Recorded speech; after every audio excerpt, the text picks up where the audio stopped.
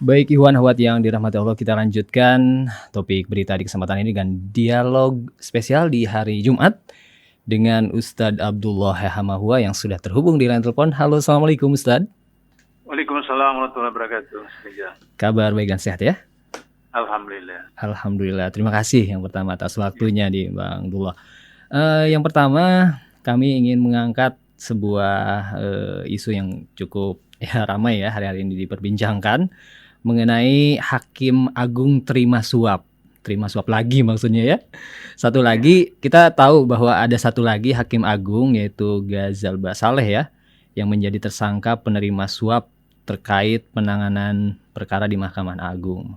Nah, penetapan ini juga merupakan hasil pengembangan penyidikan Hakim Agung Sudrajat Dimyati ya dan 5 pegawai kepaniteraan MA yang juga ditetapkan sebagai tersangka penerima suap. Nah, bagaimana Bang Dulo mengenai hal ini?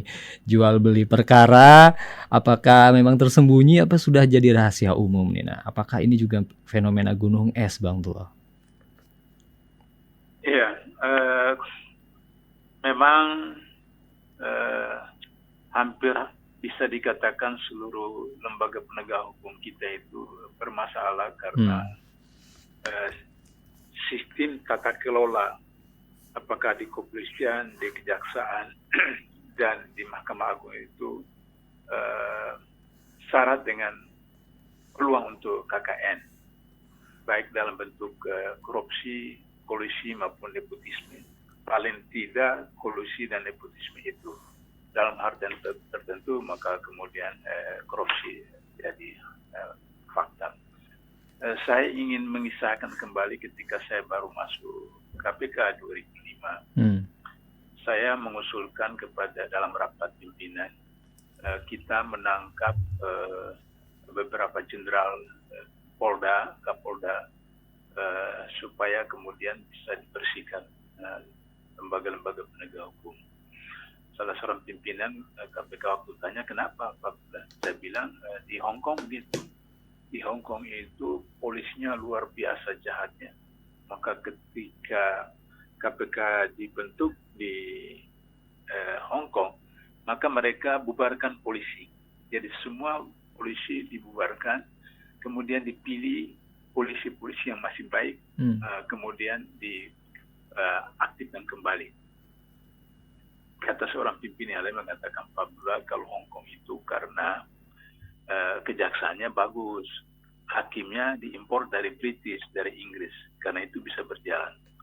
Kalau di Indonesia, ya kejaksaannya begitu, hakimnya seperti itu. Jadi susah kita ikut pola di Hong Kong.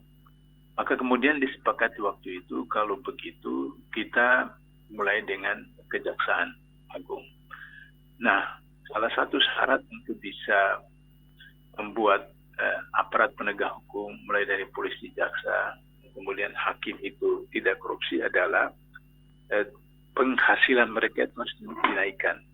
Karena ada yang disebut dengan human need corruption, kemudian ada yang disebut dengan corruption by need, kemudian ada corruption by crazy, dan ada corruption by exposure. Jadi ada korupsi karena kebutuhan, ada korupsi karena serakah, dan korupsi yang telanjang. Nah, PNS itu pengalaman saya di KPK memeriksa kekayaan pejabat negara tahun 2001 sampai 2004. Saya temukan 60-70% PNS itu korupsi karena gajinya mereka itu kecil. Gaji mereka itu hanya untuk 10 hari. Sudah itu mereka tidak bisa berbuat apa kecuali melakukan beberapa tindakan yang melanggar ketentuan tata kelola korupsi dan seterusnya.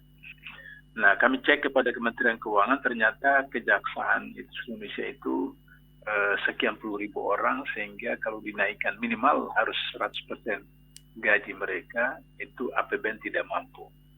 Maka kemudian kita cek ke hakim dengan panitas Indonesia, itu bisa. Jadi tidak terlalu banyak hakim dan panitas. Maka kemudian dinaikkanlah gaji mereka dengan sistem kinerja, dan kemudian sehingga 3 pilar yang waktu itu dijadikan sebagai pilot proyek. Pertama, hakim filosofinya adalah kalau permainan bola kalau bola lepas dari polisi, lepas dari jaksa, maka hakim sebagai penjaga gawang itu bisa menangkap bola itu, tidak bolos keluar seperti itu.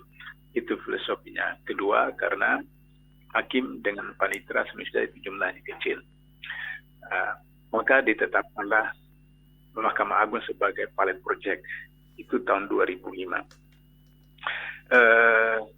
Tapi kalau misalnya hakim saja, sementara bendahara negara, yaitu Kementerian Keuangan, tidak dinaikkan gajinya, maka bendahara akan mencuri uang itu sendiri. Maka kemudian bendahara uang negara, yaitu Kementerian Keuangan, juga kita naikkan. Kemudian yang ketiga, BPK sebagai external auditor. Kalau gajinya mereka seperti begitu, ketika mereka mengaudit lembaga negara, pemerintah daerah, dan seterusnya, juga bisa korupsi. Karena itu maka kita tetapkanlah 3 lembaga itu sebagai pilot project. Jadi Mahkamah Agung, kemudian Kementerian Keuangan, kemudian BPK. Nah, dari situ kemudian 2006 kami tangkap beberapa pegawai di MA dan satu lawyer mantan hakim. Nah itu, maka kemudian entry point KPK masuk ke Mahkamah Agung untuk melakukan perbaikan reformasi birokrasi. Dari sejak itu kemudian kita ketahui bahwa memang sangat katakan seperti hutan rimba. Bagaimana pengolahannya, bagaimana manajemennya, bagaimana keuangannya di Mahkamah Agung. Sejak 2006 itu setelah KPK masuk melakukan reformasi birokrasi di MA sudah bagus. Karena itu dulu kalau putusan kasasi itu sampai bertahun-tahun. Kalau sekarang sudah tidak terlalu lambat karena KPK sudah masuk menerapkan IT, reformasi birokrasi. Tapi ketika ganti pimpinan dari 2004 sampai 2007, itu saya warning kepada pimpinan jilid 2 supaya jangan lupa untuk terus mengawasi MA Mas Hakim. Waktu itu kemudian ketika KPK jilid 2 Antasari Azhar dikerjain, sudah mulai melakukan proses untuk mengintervensi KPK, maka kemudian perhatian kepada MA itu tertinggal. Maka kemudian mulailah terjadi. Dan itu berlanjut sampai sekarang. Dan sampai KPK pernah tangkap sekjen MA, kemudian beberapa hakim agung. Nah itu masih berlanjut. Jadi inti persoalan adalah bahwa ketika fakta integritas di setiap instansi kementerian itu tidak ditegakkan, itu tetap masalah. Yang kedua, karena sistem politik di Indonesia, kos politik tertinggi di dunia itu di Indonesia, maka kemudian apakah itu pilkades, apakah itu pilkada, apakah itu pemilu, apakah itu pilpres, penuh dengan money politik. Dan ketika sampai kepada pengadilan, mulai dari pengadilan negeri, pengadilan tinggi, sampai Mahkamah Agung, apakah kasasi atau PK, akan terjadi peluang seperti itu. Nah, itulah sebabnya maka sekarang terulang lagi kesekian kali seperti itu. Jadi saya simpulkan bahwa sepanjang reformasi birokrasi yang ditawarkan oleh KPK dikampanyekan KPK 2005 yang lalu tidak dilaksanakan oleh semua kementerian, lembaga negara khususnya lembaga-lembaga penegak hukum, itu sukar.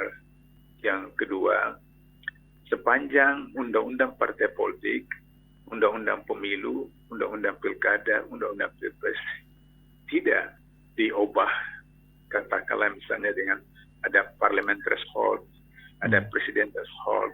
Nah, selama itu masih ada, maka money politik itu akan terus berjalan.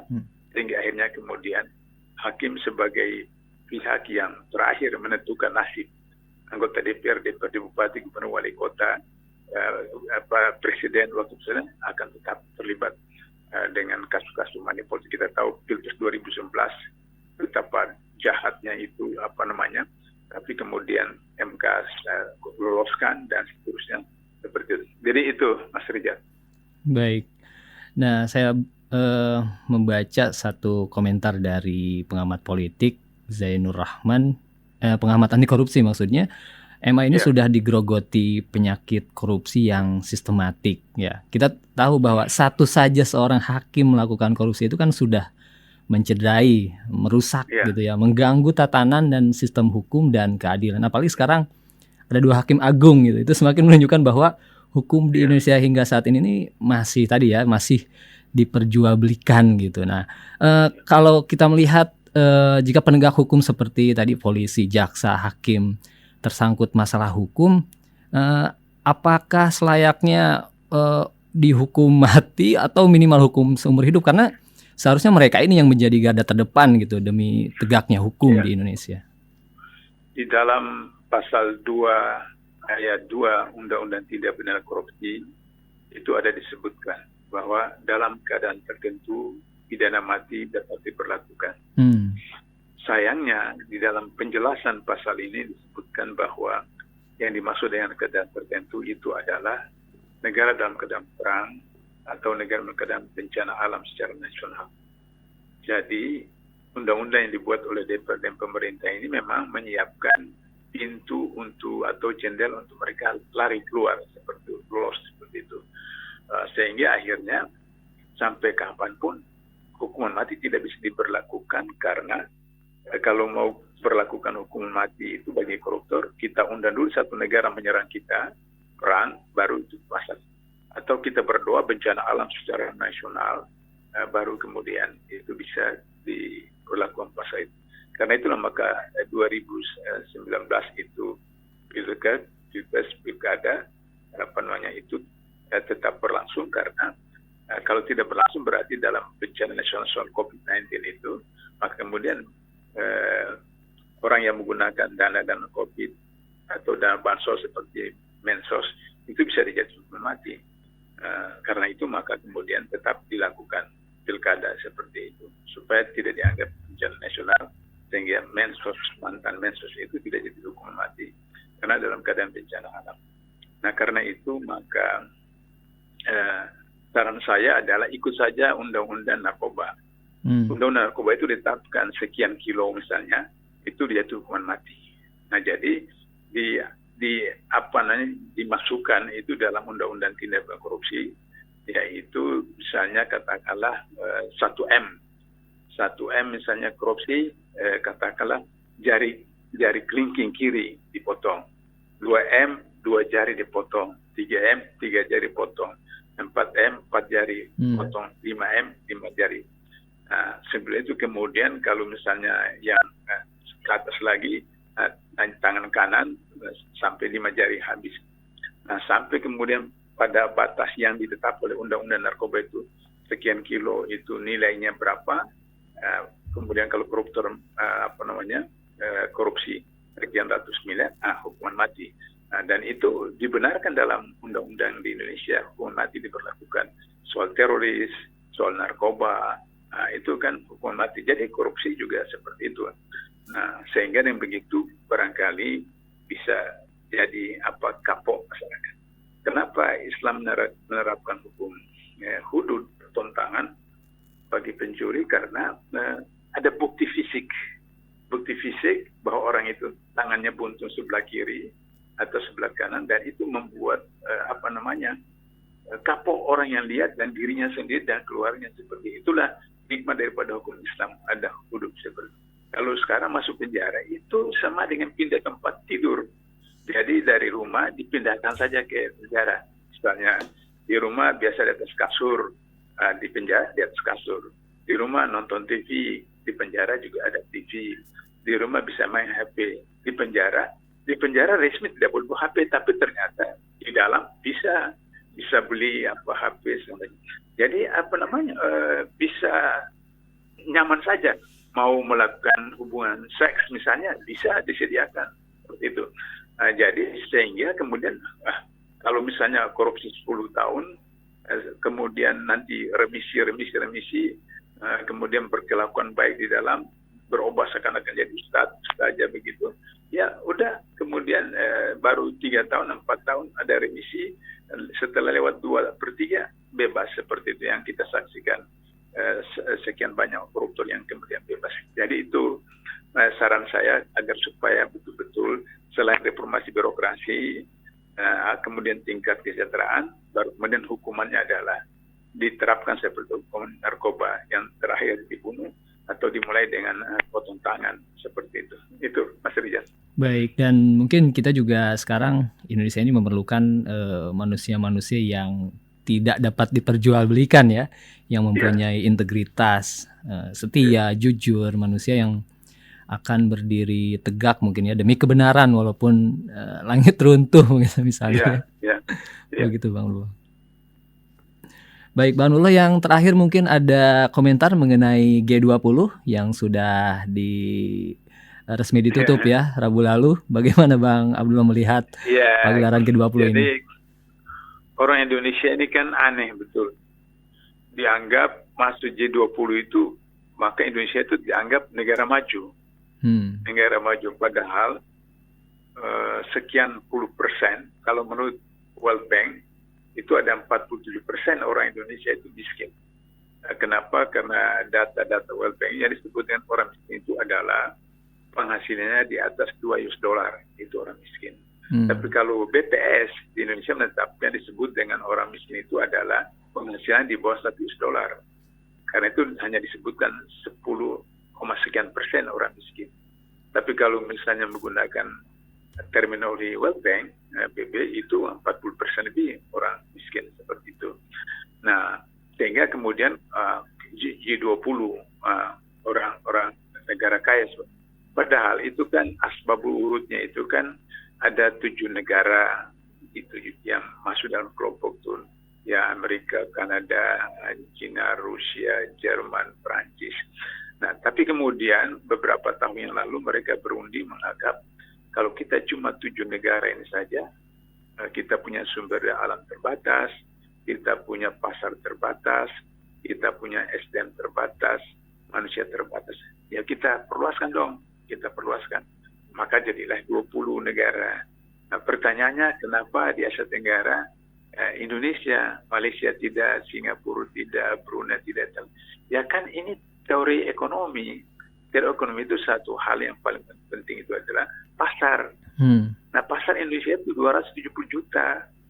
Malaysia itu cuma 27 juta. Singapura itu cuma tidak sampai 10 juta. Nah, jadi kalau untuk apa Malaysia, Singapura dimasukkan pasarnya seperti itu. Tapi kalau Indonesia 270 juta. Kemudian sumber daya alam Singapura tidak ada.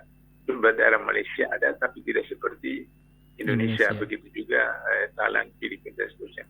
Jadi ini teori bisnis di mana bukan orang Indonesia akan mendapat manfaatkan, tapi Indonesia akan menjadi pasar untuk bisa menerima menggunakan hasil-hasil produk dari negara-negara besar itu. Jadi kita itu tempat penampungan barang-barang produk dari luar negeri. Sehingga akhirnya kita makin bukan tambah maju, tapi akan tambah mundur karena teknologi kita tidak akan maju, ekonomi kita tidak maju, karena kita semua impor atau menampung. Nah, kita tidak impor, tapi mereka paksakan masuk, karena masuk dalam G20. Maka kemudian kita akan menjadi seperti itu. Nah, terakhir, G20 itu kan,